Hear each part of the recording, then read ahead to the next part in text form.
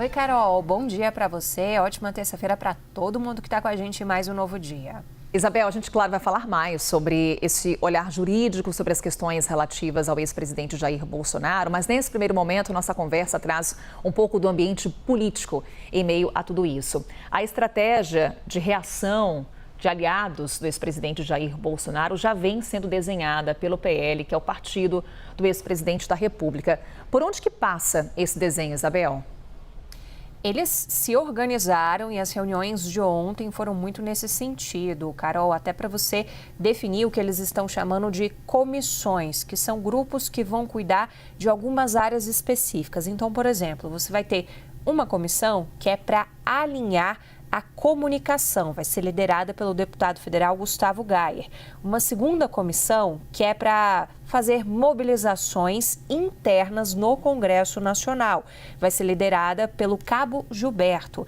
E uma terceira comissão que é de mobilização nacional para dar voz ao ex-presidente Jair Bolsonaro, que vai ser liderada pelo deputado Zé Trovão e também pelo deputado Rodolfo Nogueira. São 3 grupos disso que a gente está chamando de uma espécie de tropa de choque que se forma no entorno de Jair Bolsonaro, Carol, para produzir imagens como foram produzidas ontem, de um Bolsonaro que não está isolado, que tem seus aliados muito próximos dele e que tentam trazer uma imagem fortalecida em um momento em que uma eventual prisão de Jair Bolsonaro é uma possibilidade no mundo político, Carol. Então, há sim uma espécie de preocupação.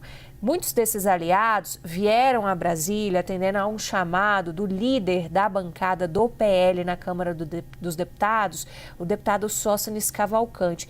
Eles conseguiram mobilizar 58 parlamentares, a maioria da Câmara dos Deputados, mas alguns senadores também vieram aqui para Brasília ou já estavam por aqui porque são da bancada do DF, a exemplo da senadora Damares Alves. Então, vão atuar no Distrito Federal para fortalecer, digamos assim, essa retaguarda de Bolsonaro diante das expectativas que temos de próximos passos, caso seja confirmada alguma tendência de que Jair Bolsonaro descumpriu as medidas cautelares e, com isso, esse risco de uma prisão possa se concretizar. Carol, é um momento de você trabalhar nessas estratégias e ver que esses grupos que eu citei para vocês, eles passam justamente por fortalecimento da comunicação.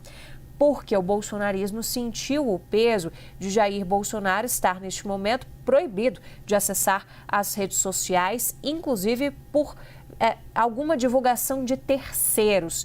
Isso está na decisão do ministro Alexandre de Moraes, inclusive ele utiliza a palavra obviamente para se referir a essas possibilidades de terceiros também veicularem algumas falas do ex-presidente da República. Então, eles estão se organizando.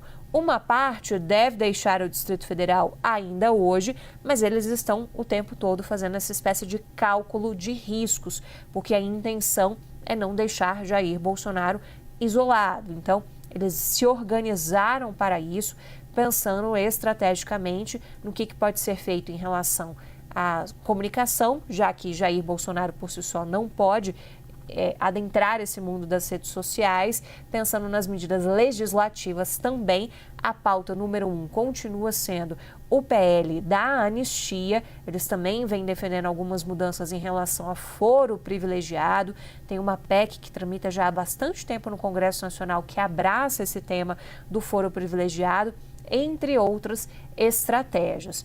E hoje, terça-feira, Carol, a gente deve ter também o funcionamento de comissões na Câmara dos Deputados para que eles possam votar moções de apoio, de louvor e de solidariedade em relação ao ex-presidente da República. São pontos simbólicos realmente para mostrar isso, do fortalecimento, de que Jair Bolsonaro não é uma figura isolada na política, não sofre nenhum tipo de abandono de seus aliados. Então, a gente também deve ter essas sessões acontecendo na Câmara dos Deputados.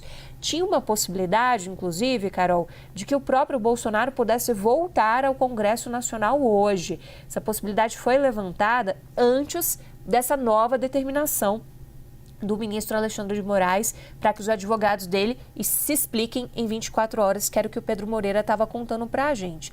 Depois da determinação, hoje o clima é de dúvida se Jair Bolsonaro vai voltar ao Congresso Nacional e se arriscar novamente em relação às interpretações que podem ser levantadas no Supremo Tribunal Federal sobre descumprimento das medidas cautelares. Então, tudo tem que ser muito bem calculado politicamente e juridicamente pelo entorno do ex-presidente da República.